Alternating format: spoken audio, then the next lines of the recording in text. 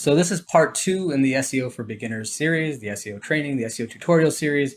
Part 1 was basically about what Google wants, what its general paradigm is, what its algorithm does. And it gave you kind of a bird's eye view of some of the things that matter. Now in part 2, we're going to drill down more specifically into how Google understands the content on your page. So if you missed step 1, if you missed part 1 and you're not really that familiar with SEO, just look at this playlist and play back the first video. First, I think you'll get a lot more value this way. Just to recap, my name is Ajay Paghdal. I'm the founder of several SEO companies and agencies. And the reason why I'm creating this tutorial is because when I first got started, I felt kind of overwhelmed and confused, and I just wanted somebody to break things down into simple terms at the high level, just so I can understand the overall picture, and then I could start drilling into the specifics of things that seem interesting. So that's what I'm trying to do and accomplish with this series. So let's start with how Google understands a web page. The Google bot, it crawls around the internet, it collects information about different pages, and it crawls through your site. And the Google bot is looking at 4 key things: the URL, the metadata, the anchor text, and the content. We're going to break each of these 4 down, and then you'll start to understand how you can optimize each one of these individually, and better yet, how you can optimize them together so you give Google the very best signals to get yourself ranked. Now, let's start with what a URL is. URL actually stands for a unique resource locator. For every unique URL, there's only one page that exists for that URL on the internet.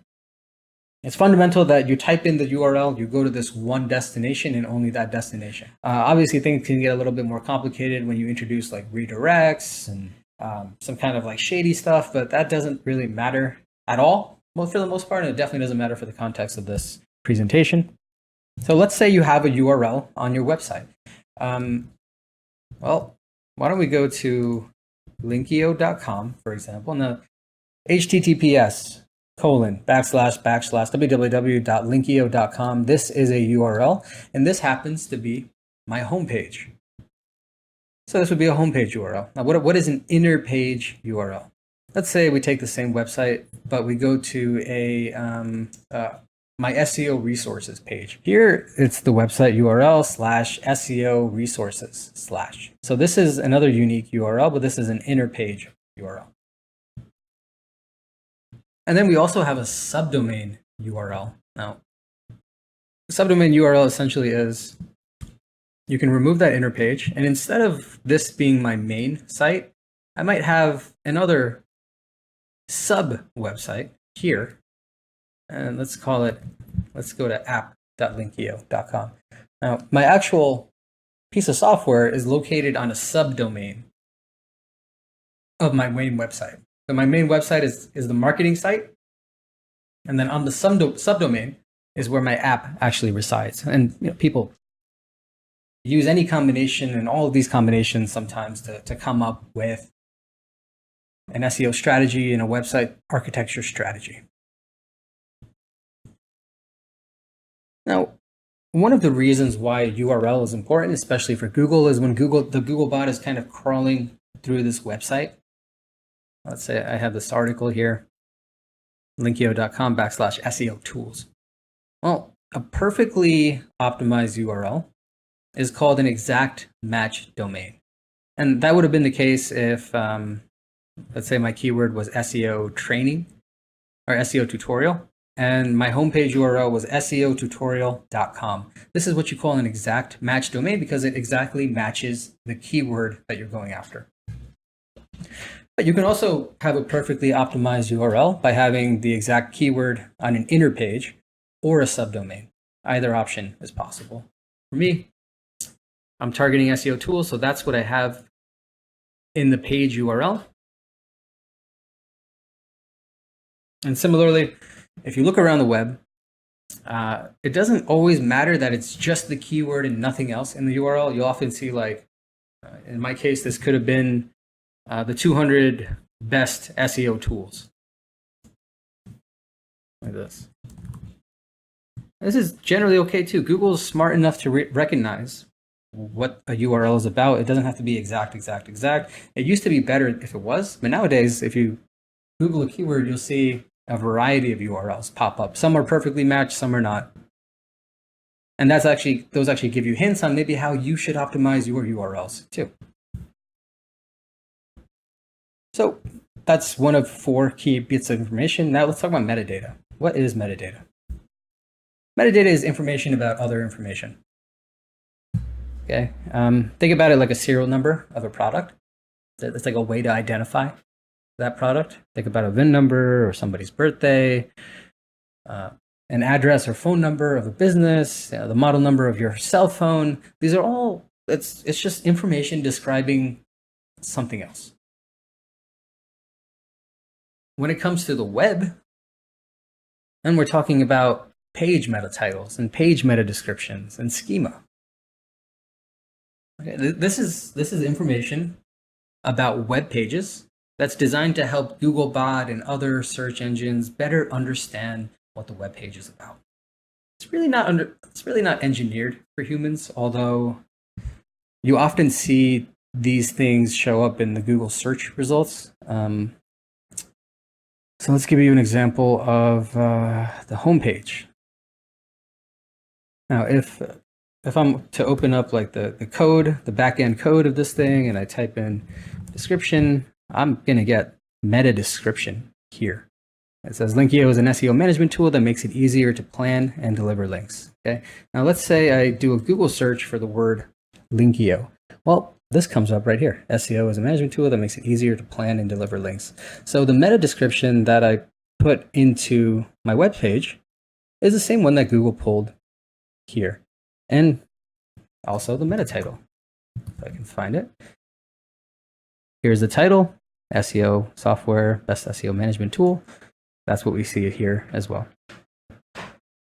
So, and we're not going to talk about how you set this up on your website. There's simple ways to do that kind of thing. We're just giving you a high level general overview right now.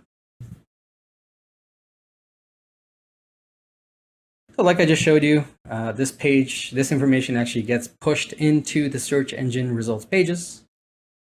And on top of it, there's an extra type of code called schema. Now, you think about, we talked about the VIN number for a car, the serial number for a product. So Google understands that there's different types of content on the web. Like there's like a cooking, there's something about, if you talk about cookies, it might be how to bake cookies.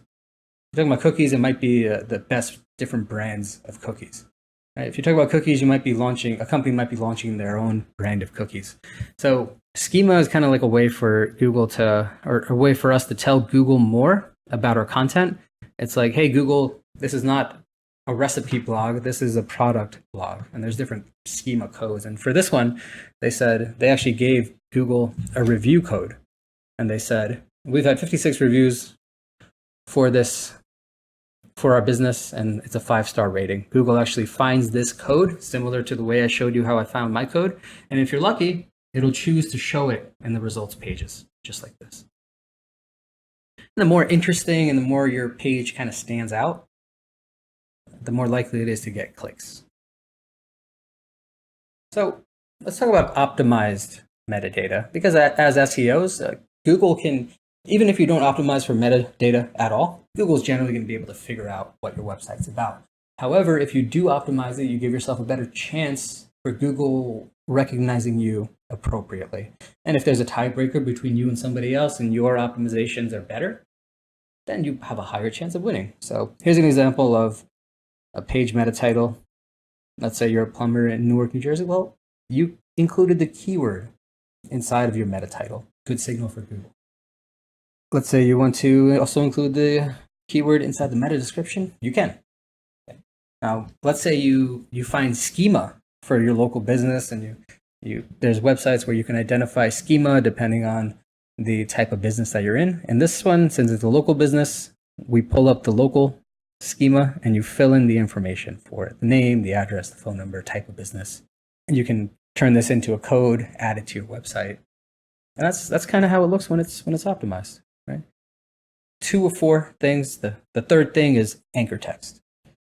Anchor text, in case you are unaware, let's look at a simple example of what anchor text might be. So if we go to my SEO tools page and expand one of these these tools, what we're going to see are these links here. So here's a link that says homepage. Here's a link that says price. Here's a link that says blog. Now, if I click this, it's going to go over to Ahrefs. Now, basically, ahrefs.com is getting a backlink from my SEO tools page. Okay, my SEO tools page is linking to this SEO tool, and it's using the anchor text homepage. And we also link to their pricing page, and we're using the anchor text pricing to describe what this page is about. So when you think about anchor text in that way, anchor text is a visible, clickable text in a hyperlink. Oftentimes blue, but not always. Oftentimes underlined, but not always. But when you click it, a new page is opened in the browser. And these anchor texts, these texts that contain the link are important because Google relies on them to understand what a web page is about. So I had the anchor text pricing, it went to the pricing page. So it's clear, it's a signal for Google that, yep, this is about pricing. All right. Now, when you use this correctly, when you optimize this correctly, you can influence Google's search engine to make you relevant and rank you higher for certain keywords. So let's say you said, okay, so I understand that anchor text plays a role, and then I want to go out there, and one of the ways that you can increase the authority of your website is to get people talking about you. So for example, let's say Ahrefs, they wanted to increase the authority of their website. So they reached out to 500 different other websites. Let's say I got an email from Ahrefs, and they said, hey, AJ, you put together this amazing tools list, but you didn't include our tool. Let me tell you more about this tool. Here's some important links. Here's some descriptions. Here's some videos. So I say, wow, this is great. So I update my article, and I add a link to Ahrefs, right? So now Google is crawling my article again. It's finding this link. It's adding it to their database to say that Linkio is linking to Ahrefs. So this is kind of like a good signal that Ahrefs is popular around the web, that it's getting talked about, that this is an SEO-based site talking about another SEO-based tool that must be relevant. Now, let's say they did that 500 times, right? And let's say one of their competitors, like SE Ranking, for example, they only had like 100 of these links. Well, Google's got a tough decision to make to see, well, who should it rank at the top for like the keyword search SEO tool. So if one website has 500 of these links from like high quality pieces of content, and one of the websites only has 100 links and all other things are equal, then guess what? The website with the most links is going to get ranked higher.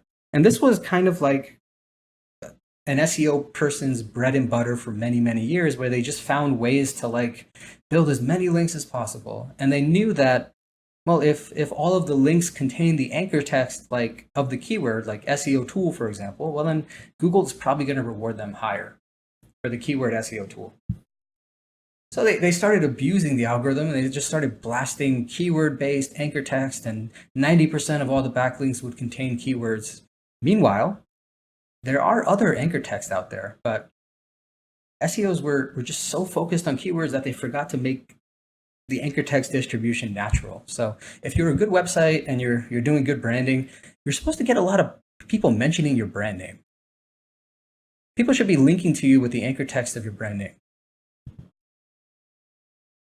In my example, there's over 300 websites linking to the Linkio homepage with the brand name, and that's a good signal for Google. And then, of course, some keyword anchor text is also important. And then you have to think about how people naturally link to things on the web. They're just kind of like, absentmindedly linking. So sometimes they might say something like, check out Linkio's SEO tool, and they actually highlight the anchor text, Linkio's SEO tool. Well, that becomes a keyword plus my brand. So it's kind of like a hybrid. And then maybe there's like a directory listing somewhere that's just linking to my URL. So that could be an example of an anchor text. And I showed you some natural anchors. When you see the word homepage, this isn't the brand name. This isn't a keyword. This isn't the naked URL. This is just it's pointing to the home page of Ahrefs. So this is an example of a natural type of anchor text.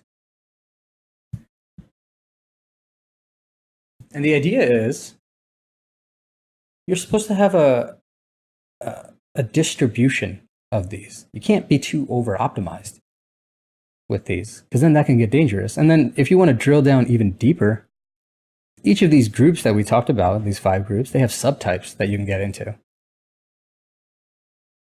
So if it's a keyword, it can contain the keyword, the exact keyword, or it can be like a keyword plus a word, like this list of SEO tools. Like if that's the anchor text, that's a keyword plus word. Now, if instead of a list of SEO tools, it just said list of tools, well, if SEO tools is your keyword and the anchor text only contains the word tools, well, then that's just part of the keyword, right? So that would be a partial keyword. We talked about the brand keyword together. If you look at the title tag of a web page, like look at this title tag, it says definitive SEO tools and software list. 2018 update, Linkio. So this title tag, that's the title tag of my page. It actually contains the keyword and the brand name, which is very common. So that's why we have it in the hybrid. And we talk about naked URLs and different variations of with the HTTP, without it. And then we have natural stuff like homepage, click here. Or if it's an image link, oftentimes it doesn't even contain an anchor text. As you start becoming better with SEO and you start being better with learning how to build backlinks, and there's tons of ways you can get other websites to link back to your site. But every time you get a link opportunity, you have a choice to make in terms of what the anchor text of the backlink on that article pointing to your article is going to be. And sometimes you don't have control, right? But other times you do. And we've established that there's such a thing as an unnatural anchor text profile. And if you're aware of the anchor text percentages you're building, you can make sure that you're building something that's natural and not going to get you in trouble, because this kind of stuff takes months and months and months of work to do. The last thing you want to do is do something wrong and get penalized for it, because that just slows you down or might keep you from having success completely. So here's some tips. Make sure you're varying it up amongst the different anchor types. There's lots of different rules for what is natural, like depending on your industry and the competition. So knowing the exact percentages to shoot for can be tricky. But in general, if you try to vary things up, you'll probably be fine. You also want to avoid getting links from bad sites, because no matter what your anchor text distribution is, if they're coming from bad websites, bad neighborhoods, it's not going to help you and it might harm you. When you're linking, when you're creating a piece of content, you're putting it on your own blog, you're linking to another page on your site, you want to be careful not to just use the same anchor text over and over again. It's actually nice to change it up a bit to show Google different things that page is targeting. Like I have a web page, for example. Let's talk about this this anchor text generator. This is a free tool, and if I'm going to create some blog posts, I want to link to this anchor text generator suggestion tool. So one of the anchor texts I might publish on my blog is anchor text generator. Another anchor text I might use is helps create anchor text, or anchor text suggestions, or anchor text tool. So there's different keywords associated with this page, and if you do some keyword research, you can actually uncover those. And then if you can use that keyword data for your internal linking, if you do a handful of those and you vary it up, you're actually giving Google a better understanding of overall what that page is about, versus I could have just had 10 internal links with anchor text generator over and over again. And for the most part, it's probably fine, but I think there's some lost opportunity for optimization there. So what else can you do? What's a guest post? It says write a relevant guest post. Now, if I publish an article on Linkio.com, that's just a blog post that I wrote. However, if I outreach to Ahrefs and I get on their blog and I publish an article on the Ahrefs blog instead of Dave McSweeney, here it says Ajay Paghdal. Well, I'm a guest. This is a post. That's an example of a guest post. And it would be a relevant guest post because this is an SEO blog and I have an SEO tool. Right? It would also be great because Ahrefs is a massive authority site. It's got tons of backlinks, tons of relevance. So it would be a great guest post. And if they allow me to control the anchor text for the links that I add link back to myself, well, I can use a variation of a certain keyword for a page. Like if I wanted to link to this SEO tools article, I could say list of SEO tools, this list of tools, this definitive SEO tools list. So I could try to squeeze in some keywords without necessarily just saying SEO tools over and over again. And even if it's not a guest post, you can reach out to other sites. Maybe there's an example of a web page that existed out there, and they listed all of the SEO tools that they found. So we reached out to them. Here's an example, SEO expert Brad, and we said, hey, we'd love for you to check out this other SEO tool. It's obviously mine. And so they went ahead and they updated their article with our content, and they linked to us with our brand name. So this is an example of getting a relevant link on an authority site that has good traffic. And you notice I didn't use SEO tool in the anchor text. I used my brand name because we want to create a natural distribution. If we do that, then Google will actually look at the content of your page. It's going to look at my SEO software keyword in the title. It'll look at SEO software somewhere in the page, and it'll say, okay, this page has some natural signals pointing back to it from other websites. This page has good optimization. This page has quality content. Let's pay more attention and let's give them more credit for what they're doing because overall the picture is looking pretty good. Okay, so that's anchor text. And now our fourth thing that we're going to talk about is content. So what is content? Content can be anything on the web, really. It can be written content, videos, images, sound files. And the associated content or the metadata or the stuff that describes more information about this type of content is important. So written content obviously is text, anything word-based on a web page. It doesn't necessarily have to be long. It can just be a headline with an image. But it is content. So if certain words are in written content, Google's able to really understand the meaning of that content by finding keywords, and it's got this like semantic understanding of it's gotten so good with speech recognition, voice recognition. Database of words and their meanings are so good that it's able to understand what your content is about. Image content, Google's even getting better at scanning images and understanding what an image is about without metadata, but you can use things like metadata and give the file name and the title and the alt text to tell Google what an image is about. Video, same thing. And then if you think about, well, you have a video about SEO tools, and you've got images that are marked up about SEO tools, and you've got a page that talks all about SEO tools. Well, what is creating a multimedia experience? It's about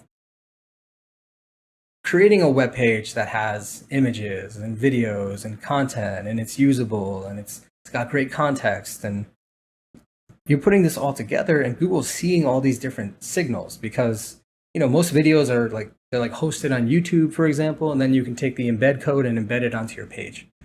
Images often the same thing. So you're taking embed codes from here and here, you're putting them all together, and then what you end up with is just like a high quality piece of content that's multifaceted. And the more media on a page, the more interesting that page is to users. And let's take our SEO tools article, for example. We tried to keep things pretty simple. So it's just text, name of the tool, text, name of the tool, text, name of the tool, text. However, if you wanted to zoom in on a specific tool, well, we give you some quick links, we give you some additional images, and there's even some videos that you can watch and scroll through. And these are all embedded different things, and we're creating these signals for Google to see that, well, there's a lot of stuff on this page, and it can be very valuable to potential readers. So to wrap up, we know that the Google bot is collecting information, and that information helps Google learn about your web page and your site. Of those, the types of information, there's four. There's the URL, the metadata, the anchor text, and the content. The more you can optimize this information, the more SEO value you're giving to your site. Even when it comes to content, there's four different types. You can mix and match and create a rich multimedia experience.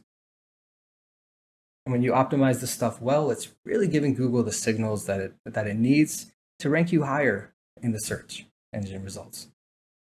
And this optimization is key. And the fact is that I did this optimization one time. Yes, it took a lot of time to create all of this content and all of these tools, but you know what? That time is well spent, because now it's out there, now it's going to provide value, and now it's giving Google the right signals to keep increasing in rank and keep getting more traffic. So that's the kind of mind frame you want to take when it comes to creating quality content for SEO. Okay, so we're going to get into further SEO training in the next video. In the meantime, if you have any questions, any comments, want to learn about something a little bit different, contact me at aj@linkio.com. Also check out our Linkio tool if you found the what I said about anchor text interesting. Linkio is something that'll kind of help you make the right anchor text decisions. Thanks a lot. See you in the next video.